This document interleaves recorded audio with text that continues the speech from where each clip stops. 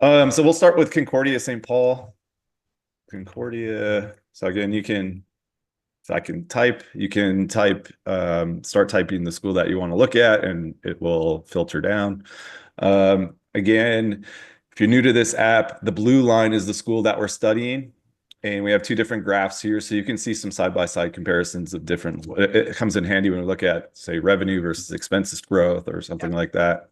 Another thing to keep in mind is I have a set of closed schools here. These schools close in either 2023 or 2024. The list of schools are here, just to get a sense of what you really want to avoid in different financial metrics, like what's really bad. And you also have your guides here for the percentiles. This is the median school in the country. The solid line, the dashed lines are the other percentiles. So of course, median is 50th percentile. This is the 75th percentile here, and this is the 25th. All right. Ideally, you would stay right in that band or really close to the median on really all of these metrics. That's really the ideal, what you want to see from your school. Okay. But in some cases, more is better. Potentially, we'll take a look here. So here's Concordia St. Paul. They have had, actually, I would have been not happy with this. This is not a case where more is better. This is their net income margin. And so that's simply their, really the easiest way to think about it is their profit divided by operating revenue, right? And this is a nonprofit, so these really should hover really close to about 1% every year, and they're above 10% for a long time, which is not ideal. It generally indicates to me that the school is not investing potentially fully in its mission, which is a problem for a nonprofit institution. It looks like they got that back under control here. They're much closer to the normal net income margins, although still must be part of their sort of culture there to keep those higher. But having a positive value is definitely better than negative. I'm not And going we to see a lot of negatives there. yeah, I see a lot of negatives. In fact, eating school went negative in 23. The 2024 data is not all in, but I think it's going to be negative again this year, although slightly better. So yeah, you want to keep that at plus 1% or so, right in that ballpark.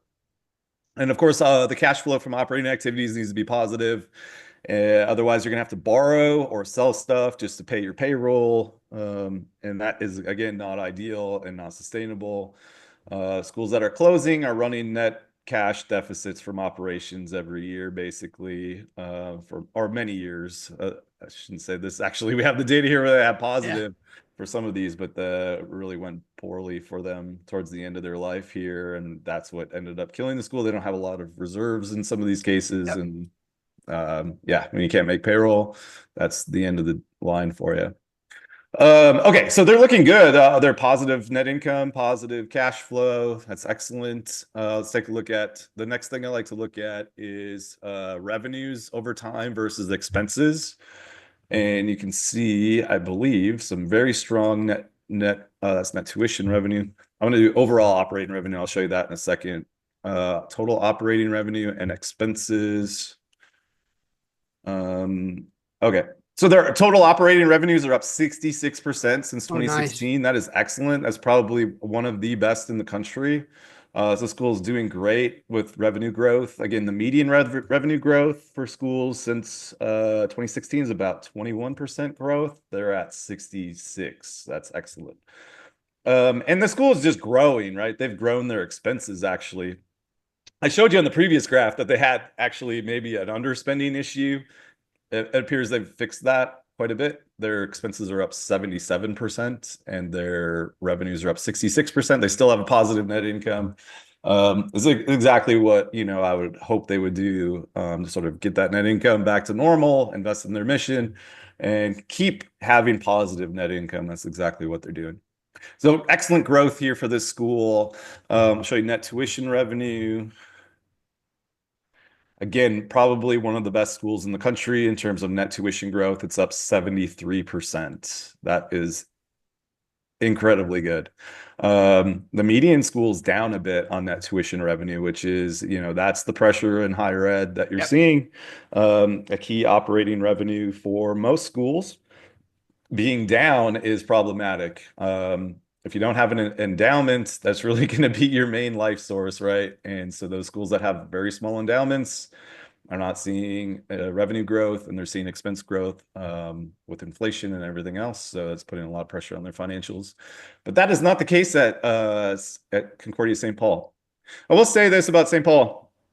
Be a bit careful. They're kind of the poster child, so to speak, for tuition resets.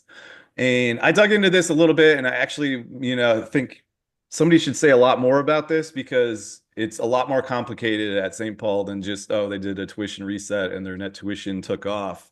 They did their tuition reset back in 2013, and take a look at their net tuition revenue. It doesn't really take off until, I mean, really, you get the spike in 2021. So the correlation between their tuition reset and their net tuition revenue is not exactly as tight as a lot of people want to make it out to be. Interesting. Another thing is their tuition reset is not the type of tuition reset that most people think about. They actually reduced their net price, right? Which seems counterintuitive, right? They actually reduced the price that students pay to go to the school. A traditional tuition reset is not doing that. It's just reducing the sticker price and keeping that out-of-pocket price the same for the students. Right. So they sort of get the illusion that they're going to pay less, but they don't actually pay less. So that's not what Concordia did. They actually significantly reduced their net price. Interesting. Probably worked out quite well for them because their net price was actually high at the time when they did that. That's a whole other analysis that you can see in our strategic compass. I made one for them a while back because I was very curious about, this sort of poster child case for tuition resets. And I don't think it should be a poster child case because it's not a tuition reset in sort of traditional sense. Let's take a look at their endowment. Change in endowment. Their endowment's growing nicely, up 83% since 2016. So what does that probably tell us about how they're managing it? They're doing well, and there's lots of different levers there. One is your appropriations, which is something I keep tabs on because you worry about schools that are financially struggling. They'll start drawing more than normal from their endowment, and their endowment will either shrink or just be stagnant. You can see the story here. What's one of the reasons why this endowment is growing so well? Their endowment draws are quite low. They're basically about half of what is normal, a normal draw. A normal endowment draw is about 4.5% of your current year, end of year endowment value. And they're at like 2%.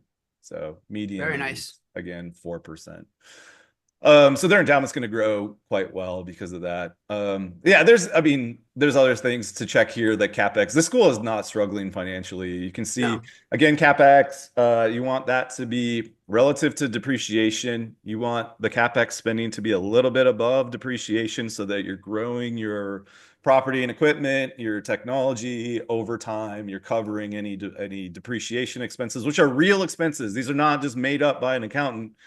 Depreciation is an expense like your shingles on your house getting older and older every year, right? That's an expense for you that you don't necessarily pay today, right? You pay it when you replace the roof, but you need to account for that in your current year expenses. So it's a very real expense. You can't ignore it. But yeah, they're doing a good job of covering this is 2, this is 1.6. Again, the median's just above 1. That's exactly where you would expect to be. If you're going to just cover your depreciation enough and grow your capital stock a little bit. And I'll show the final thing on them. Their capital stock has grown quite a bit. This is their property and equipment, up 41%. Again, this school is really growing and prospering. But again,